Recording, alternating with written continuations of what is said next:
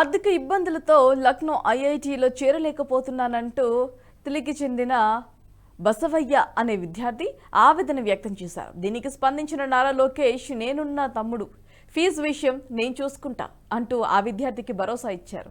దీనిపై AP assembly speaker Ayyanna Patrudu స్పందిస్తూ మంత్రి నారా లోకేష్ను ప్రశంసించారు. నారా లోకేష్ విద్యార్థికి చేసిన సాయం స్ఫూర్తిదాయకమని కొనియాడారు. తన కల సాకారం అవుతుందని ఆ విద్యార్థి ఊహించి ఉండడని అయ్యన్న పాత్రుడు పేర్కొన్నారు.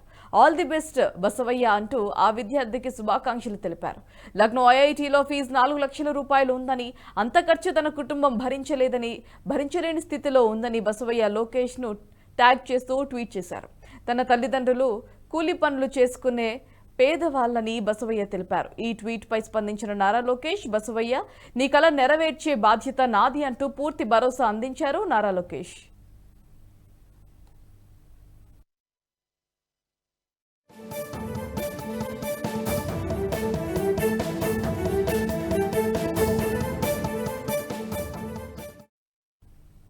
ఈ వీడియో మీకు నచ్చినట్టయితే లైక్ చేయండి, 10 మందికి షేర్ చేయండి. అలాగే కామెంట్ల రూపంలో మీ అభిప్రాయాలను మాతో పంచుకోండి. Nationalist hub group of channels ను సబ్స్క్రైబ్ చేసుకుని తెలుగునాట జాతీయవాద జర్నలిజాన్ని ప్రోత్సహించండి. ఈ వీడియో కింద ఉన్న బెల్ ఐకాన్ పై క్లిక్ చేయడం మర్చిపోవద్దు.